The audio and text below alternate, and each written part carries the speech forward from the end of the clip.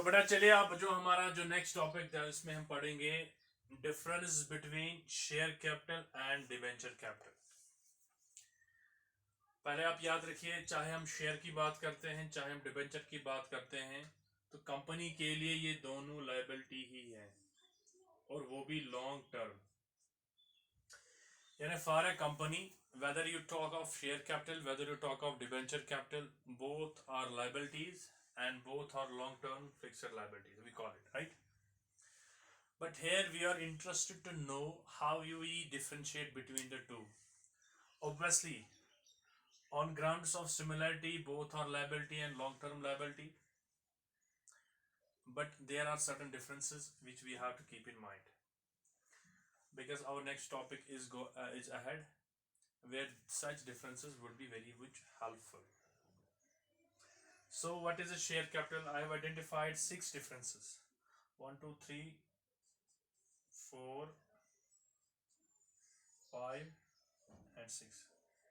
We can have more than that, but these 6 I find are very much relevant and to the point, and besides these are very important. Anyway, so share capital, I say owned capital, and this is acknowledgement of debt. Whenever we have any shareholder, he is an owner. Owner means he has some control, he has a power, he can decide the things. But here the debt holder is only an acknowledgement of debt, that he is our creditor, in short. So he has an ownership. The debenture holder does not have any ownership, right? But whether you purchase debenture, whether you purchase share, in both cases you are an investor. Say suppose we have, we'll talk of, we have, say suppose we have company, we have, say suppose a company X Limited. The company X Limited has issued share, and the same company has issued debenture, right? So someone who is purchasing the either share or debenture or both, he becomes investor.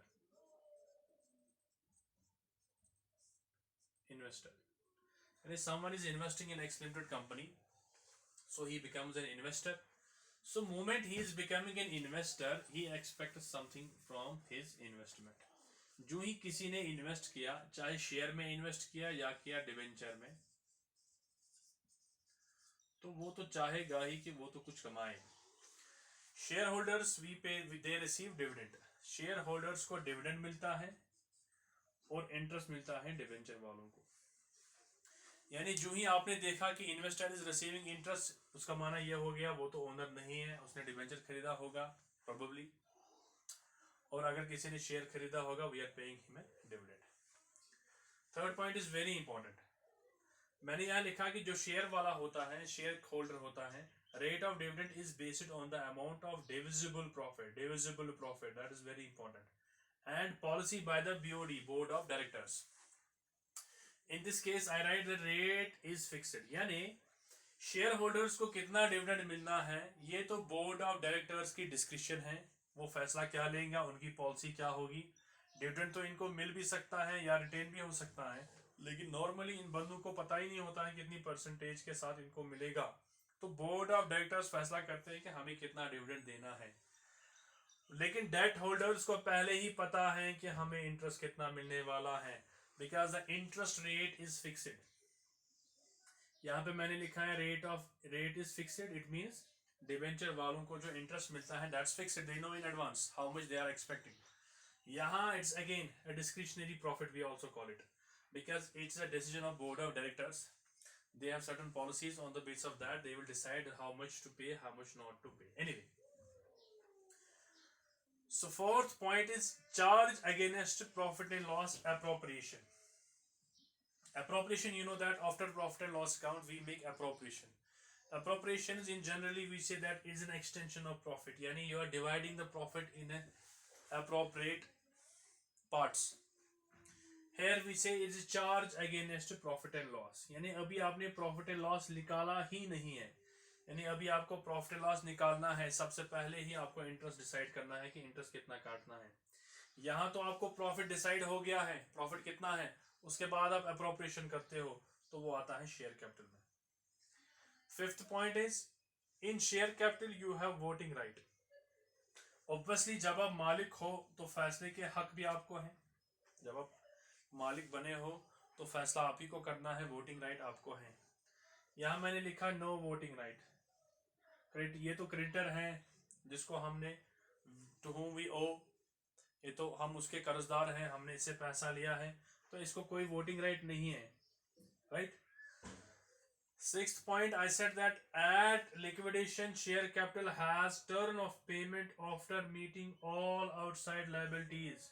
और यहाँ मैंने लिखा priority our shareholder share capital। वो क्या होता है, यानी अगर कल को कंपनी बंद हो गई या बंद करवानी पड़ी, दो ही चीजें होती हैं, या तो बंद होती हैं या तो बंद करवानी पड़ती हैं। इन शॉर्ट कंपनी बंद हो गई, अब जो भी हमारे एसेट्स हैं उनको लाइबिलिटीज में बांटना है। तो क्या है, शेयर होल्डर से पहले बारी होती है डिबेंचर वालों की, सबसे पहले डिबेंचर वालों को ही देना है। उसके बाद जितना बचा या कुछ बचा या कुछ नहीं बचा, जो भी बचा, second turn is to for shareholders, यानी डिबेंचर वालों को प्रायोरिटी है, इनको पहले मिलेगा, इसके बाद इनको मिलेगा। इन 6 पॉइंट्स में अगर आप गौर से देखने की कोशिश करेंगे, इसमें हमने कोशिश यही की कि किस तरह से हम डिफरेंशिएट कर पाएंगे डिबेंचर कैपिटल और शेयर कैपिटल में। मैं फिर आपको रिवाइज करता हूं आपके समझने के लिए। First, how we differentiate between share capital and debenture capital. Number 1 difference, share capital he is an owner, ये ओनर कैपिटल है, अपना कैपिटल है, ये मालिक है। It simply represents the acknowledgement of debt, ये कर्जे की सनद है, मालिक तो नहीं है। सेकंड, अगर आपने शेयर खरीदा तो कंपनी को डिविडेंड पे करना है और जिसने खरीदा है उसको डिविडेंड मिलेगा। डिबेंचर पे आपको मिलता है इंटरेस्ट। अब कितना डिविडेंड मिलेगा, नॉर्मली क्या होता है, ये जो description of board of directors हैं वो जो फैसला करेंगे, जो पॉलिसीज होगी उसी अकॉर्डिंग आपको मिलेगा। लेकिन यहाँ पे हम कहते हैं रेट इज फिक्स्ड। डिबेंचर वालों को पहले ही पता होता है कि हमें कितना डिविडेंड इंटरेस्ट मिलने वाला है।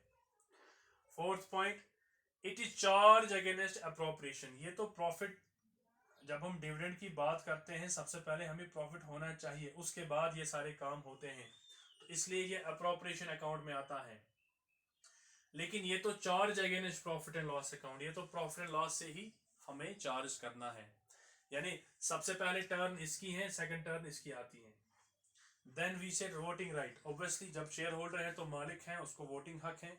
यहाँ पर इसको कोई वोटिंग राइट है नहीं, ये तो खाली क्रेडिटर है, और वो भी लॉन्ग टर्म वाला क्रेडिटर। 6 point is liquidation. यहाँ पे मैंने कहा कि अगर कंपनी बंद हो गई या बंद करवानी पड़ी, उसके बाद क्या करना होता है, आपके जितने भी एसेट्स हैं उनका जो रियलाइजेबल वैल्यू है वो हमें डिस्ट्रीब्यूट करना होता है लायबिलिटी साइड से। तो सबसे पहले टर्न